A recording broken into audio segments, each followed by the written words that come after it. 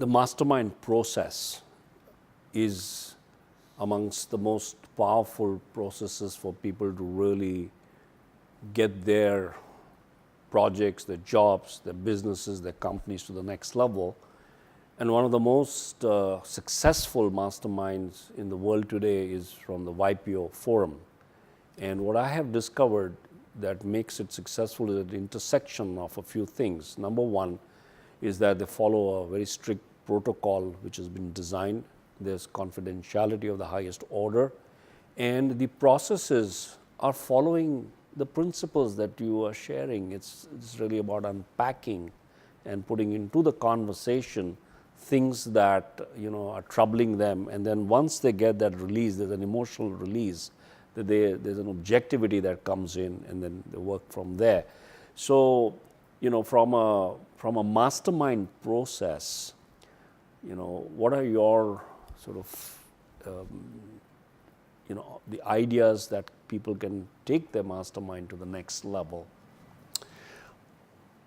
Well, you've described a very sophisticated and a very powerful process, and being able to externalize it. Many times we don't know what we think until we start to talk about what we think. Right. So oftentimes it'll help give you clarity if you just talk to a tree, if you thought the tree was listening.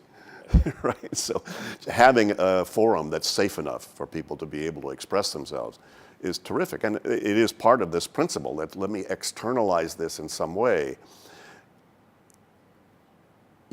You are not your work. You do work. You're not only your life, you have a life. So it's who's the you behind all of that. And that's the one that speaks. That's the one who thinks. That's the one that actually is the source of your intuitive intelligence. But being able to get to that source is not automatic. I mean, you could spend a whole life, in spiritual practices attempting to find out who that is internally and how do I get to it. But I've discovered over all these years, one of the best ways to get to it is to get around people of like mind and be able to, share and engage with each other appropriately. And then, there's a saying, where two or more are gathered, something bigger shows up. Right. And I think that's really true as long as there's trust. Right. So. And then, the other elements is balance, which I'm hearing in the background when you're saying, are you appropriately engaged with all the things that are unfolding? Because inappropriate engagement leads to a lack of balance and a lack of freedom. So this kind of a forum process allows people to find where they are inappropriately engaged and then kind of backtrack, find that balance and move forward and get that freedom and the presence in the moment to be able to then tackle all the things that they need to tackle. Exactly. Well, you don't have to go very far to Right. see where to do this. You just notice what has your attention. Brilliant. And because usually the things that have your attention are things that are not on cruise control. They're not on automatic. Something about that situation either hasn't been decided, hasn't been determined, or hasn't been organized appropriately yet. That's why it's on your mind. There's nothing wrong with that. It's just an indicator that that's where I need to go. So if your health is on your mind, or your relationship with your life partner is on your mind, or your budget is on your mind, whatever any of those are, if I were coaching you, I would say, well, great, what has your attention? Then we would just identify what that thing is and say, well, what would you like to have true about that? And we identify the desired outcome. And what's the very next step? If you had nothing else to do but to deal with the budget or deal with your health or deal with your partner, if you had nothing else to do but move toward that outcome, where would you go right now? Would you surf the web? Would you make a call? Would you draft ideas?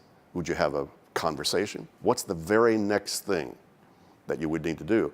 If you haven't determined that yet, then you're not yet appropriately engaged with this thing. That's why the next action, which is a core element of the getting things done process, is so powerful, because it grounds all of those things that have your attention.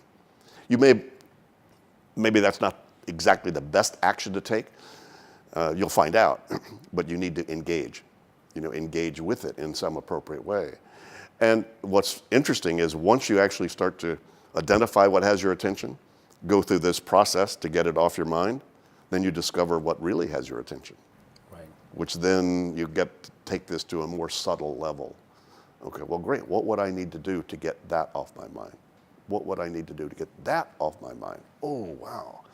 So I think we're a teleological being. I think we're always striving to be more, have more, express more, expand more.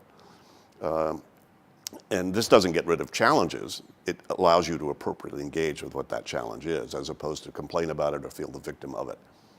So what this does is it really throws you into the driver's seat of your life in a very elegant and sometimes very subtle way. So as you were speaking, I was visualizing, a process of charge and discharge. So what has your attention, there's a charge. And the moment you identify what's the immediate next step, the first step, there's a discharge that takes place, there's a relaxation, and then you move to the next. Now what has got my attention, where's the charge, what's the next step, again there's a discharge. So it's a charge, discharge kind of a thing so I think what I'm getting from this whole, the real objective is to get to that space of balance and enough freedom to be then able to appropriately engage with all the resources that we have, with all the 10,000 things that need to be done in a Sure. way in which we really get them done. Exactly. And you can only do one thing at a time. Right. Consciously, in terms of conscious attention on anything. You can switch rapidly, but you can only do one at a time. So it's a case of the glass half full or half empty. Is the one thing you're doing the exact thing you need to be doing, given why you're on the planet and all your commitments and everything else? Or you're feeling bad that you're not doing whatever all those things are because of what else you're doing.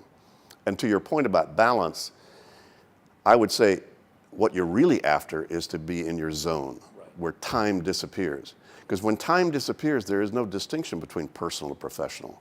There's no balance, imbalance. It's just called what's now, what's now, what's now, what's now. So I've for 35 years, I have not made any distinction between personal or professional. It's just what's next. And if you're in your zone, it's all the same. It's just what's next.